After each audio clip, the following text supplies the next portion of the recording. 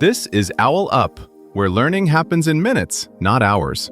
For a deeper journey, explore all our courses at owlup.co. Now, let's dive in.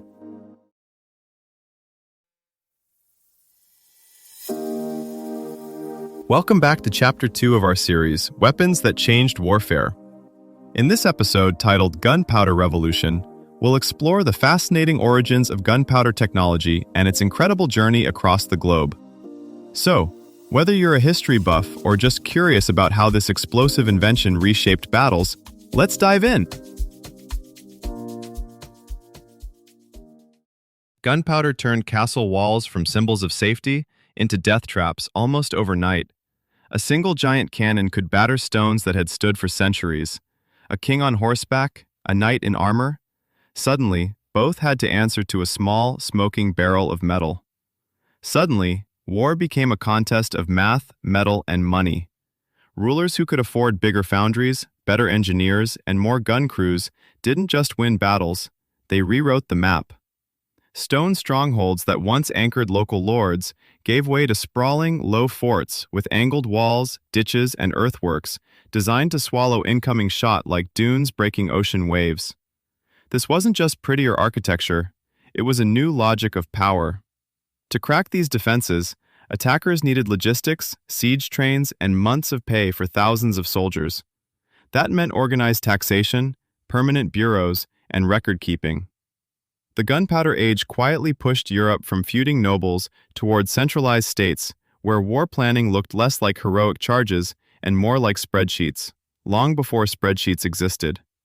Military power now depended on who could harness this volatile black powder most efficiently. That story doesn't start in European fortresses, but centuries earlier in Chinese experiments with alchemy, fireworks, and crude fire lances that spat burning fragments.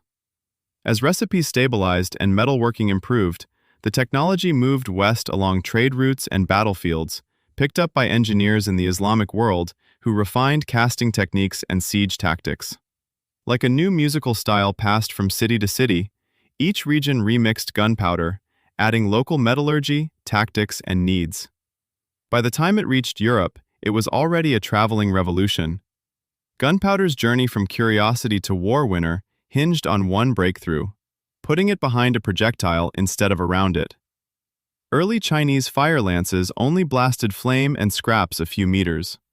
Once smiths began sealing powder in sturdy tubes, that same blast could shove stones, iron balls, or lead shot fast enough to rip through timber and packed earth.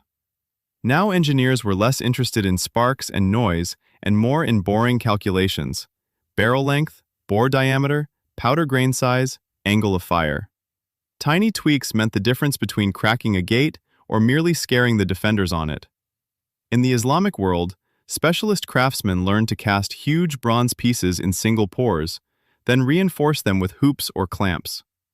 Ottoman siege parks looked like mobile metal forests, bombards for walls, lighter guns to rake battlements, smaller pieces to harass relief forces. European foundries studied captured examples, copying not just shapes, but production methods, molds, alloy ratios, even how to transport these monsters without snapping axles. As metalworking improved, downsizing became as important as upscaling. Long-barreled culverins traded raw weight for accuracy and range, letting gunners sit outside the deadliest return fire. Even more disruptive were handheld weapons. Crude handguns evolved into arquebuses with shoulder stocks and simple triggers, then into wheel locks and flintlocks that a trained soldier could fire in rough sequence with his comrades. Reliability crept upward. Reload times shrank from minutes to something usable in formation. That shift rewired battlefields. Instead of dense wedges of armored men crashing together, commanders began arranging blocks of pikemen, flanked or studded with shot-bearing infantry. Spanish tercios turned this into an art form, rotating firing ranks and bristling pikes into a human hedgehog that could both shoot and resist cavalry. Armor quietly retreated. First the horses' barding, then leg defenses, then even breastplates, as weight stopped justifying protection against concentrated volleys. States followed the technology. Standardized calibers simplified casting and ammunition supply.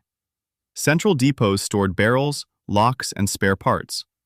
Places like the Tower of London effectively became early arms factories, turning out flintlocks at a pace that would have been unthinkable when each weapon was a one-off masterpiece in a village forge. Artillery didn't just tear down defenses, it rewrote the time budget of war. A medieval siege might drag on through harvests and winters.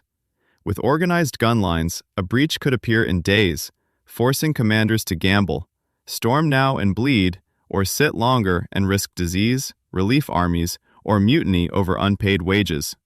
The pressure to decide faster nudged rulers towards standing forces that could actually exploit those brief windows. On campaign, early gunners were treated less like generic soldiers and more like today's elite technicians. Many were civilians on contract, prized for their know-how, bilingual in metallurgy and trigonometry. When they defected or were captured, it felt less like losing a unit and more like handing the enemy your research and development team. One 16th century observer quipped that princes now feared their paymasters more than their foes. War costs spiked so sharply that kings went bankrupt despite winning. Victory without solvency became a kind of strategic paradox. You could break your enemy's walls and still lose the long game to unpaid loans and angry financiers. Artillery's shockwave rippled far beyond battlefields. Ports that could host gun-armed fleets rose like new storm fronts on trade routes, while inland strongholds faded. Armories clustered near rivers and coal fields, sketching early maps of industrial districts. Cultural weather shifted too. Chroniclers dwelled less on heroic duels, more on failed supply lines and busted treasuries. The lesson for today's planners is uncomfortable. Every leap in range or speed also widens the radius of unintended consequences. Gunpowder pushed warfare onto a steeper learning curve. Rulers had to update tactics as often as merchants updated ledgers. Like a storm front rolling across continents, its arrival reordered borders, trade, and even who counted as modern. Your challenge this week: spot where today's new gunpowder is quietly redrawing lines of power. This was OwlUp, your daily step forward. To keep learning with structured courses and more insights, go to owlup.co. Until tomorrow!